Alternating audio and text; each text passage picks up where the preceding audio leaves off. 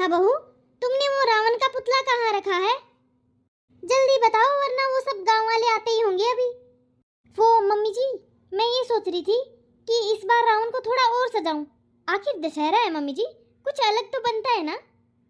मैं सोच रही थी इस बार थोड़ा अलग होना चाहिए पहले से ज्यादा, तो इसे मैं और सजा रही थी मम्मी जी। क्या और सजा दूं? अरे तुम सजाने की बात मत करो, तुम समय बर्बाद कर रही हो। टाइम खराब मत करो अभी। तुम क्या जानो हमारे घर की परंपरा, तुम तो नई अभी आई हो ना। ये हमारे घर की परंपरा है और ये समय पर ही होगी। रावण का दहन समय पर ही होगा, लेट नहीं करते हम लोग।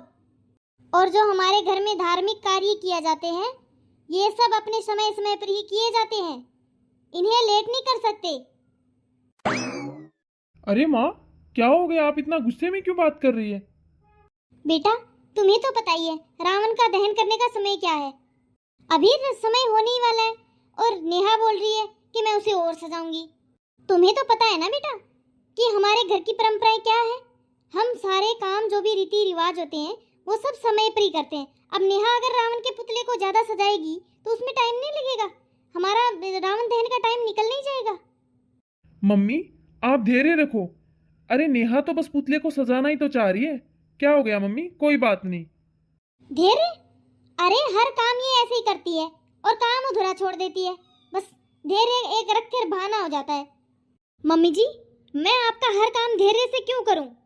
अरे जब किसी काम को हम कर रहे हैं तो उसमें थोड़ी बहुत सुंदरता तो होनी चाहिए। आखिर इतनी मेहनत कर रहे हैं, हमने रावण बनाए हैं तो उसमें सुंदरता नहीं दिखनी चाहिए?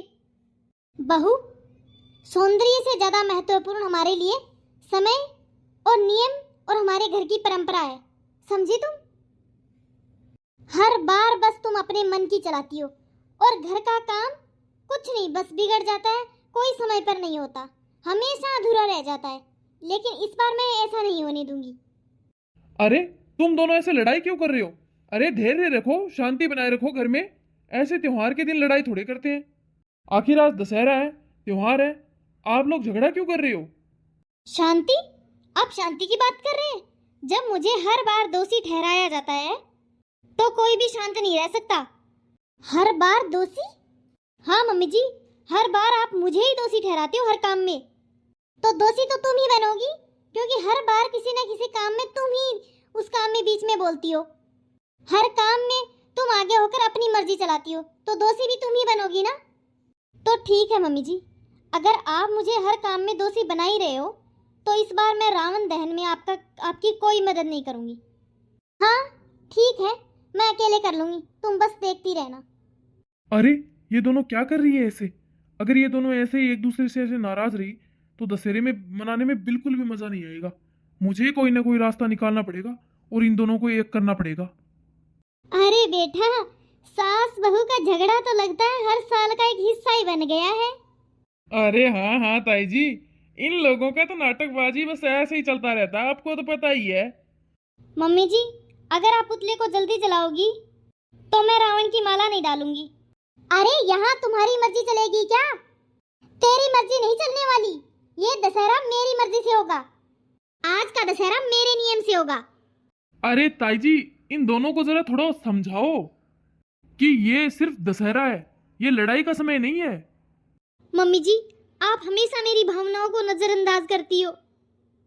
और तुम क्या करती हो? तुम तो हमेशा हर काम में अपनी मर्जी चलाती हो, वो तुम्हें दिखाई नहीं देता? सुन बहू, बेटा तुम दोनों ऐसे क्यों झगड़ रही हो? हैं? दशहरा सिर्फ रावण जलाने का नाम नहीं है। अरे ये तो बुराई पर अच्छाई की जीत का एक प्रतीक है। अगर तुम दोनों आज ऐसे ही लड़ती रहोगी तो त्योहार का तो मजा ही खत्म हो जाएगा। तुम लोगों को पता है ना हर दशहरे पे हम सब कितना मनोरंजन करते हैं। तुम दोनों ये क्यों नहीं सोचती कि हर साल की तरह हम इस बार भी खुशी से मनाएं ये वाला त्योहार? हाँ माँ, आपको पता है ना हम हर साल कितना अच्छे से मनाते हैं दशहरा। माँ, मैं तो ये चाहता हूँ कि हमारे घर में खुशियाँ रहे और हम खुशी खुशी ये वाला त्योहार मनाएं। कितना बुरा लग रहा है ना मम्मी, पिछली साल हमने कितना अच्छे से धूमधाम से दशहरा मनाया था और इसमें तो कोई इतनी बड़ी लड़ाई वाली बात ही नहीं है मम्मी। दशहरा सिर्फ और सिर्फ अच्छाई पे जीत का एक प्रतीक माना जाता है मम्मी। हाँ बेटा, तू बिल्कुल सही कह रहा है। हम पिछले साल जब दशहरा मना रहे थे तो सब घर के कितने खुश थे हम लोग। मम्मी जी मुझे माफ कर दीजिए, शायद मैंने जल्दी जल्दी में बहुत ज़्यादा ही गुस्सा कर दिया। और मैंने तुम्हारी भावनाओं को नहीं समझा बेटा। तुम सिर्फ रावण को सजाना ही तो चाहती थी, लेकिन मैं वो समझ ही नहीं पाई। मैं तो सिर्फ अपनी जिद पे अड़ गई।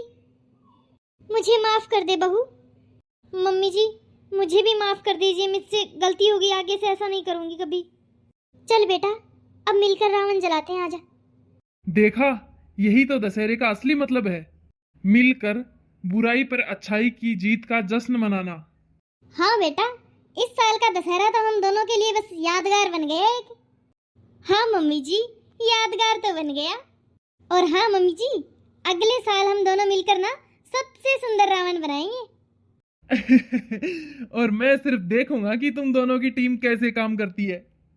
हाँ बेटा, यही सिखाता है दशहरा हमें। झगड़े को भूलो और मिलकर खुशी मनाओ और अच्छाई की जीत मनाओ। तो हेलो दोस्तों, कैसे हैं आप सब लोग? मैं आशा करती हूँ कि आप सब लोग अच्छे होंगे। इस दशहरे रावण नहीं, अपने अंदर के बुरे विचारों को हराइए और ये सच्चाई और अच्छाई की राह की जीत दिलाती है। आज के इस दशहरे पर जैसे राम ने रावण का अंत किया, वैसे ही हमें अपने अंदर के बुरे विचार और आदतों को हराना चाहिए। और हाँ दोस्तों, जीत हमेशा उसकी होती है जो हमेशा सच्चाई और अच्छाई के रास्ते पर चले। आइए हम सब मिलकर इस दशहरे पर अपने जीवन से अहंकार, क्रोध और ईर्ष्या को बाहर निकालें और अच्छाई की राह चुनें। तो दोस्तों, आज का हमारा ये वीडियो आप लोगों को कैसा लगा, प्लीज़ कमेंट करके ज़रूर बताना। कमेंट सेक्शन का मैं इंतज़ार करूँगी। बोलिए जय श्री राम। कमेंट में जय श्री राम आज तो ज़रूर ही लिख देना।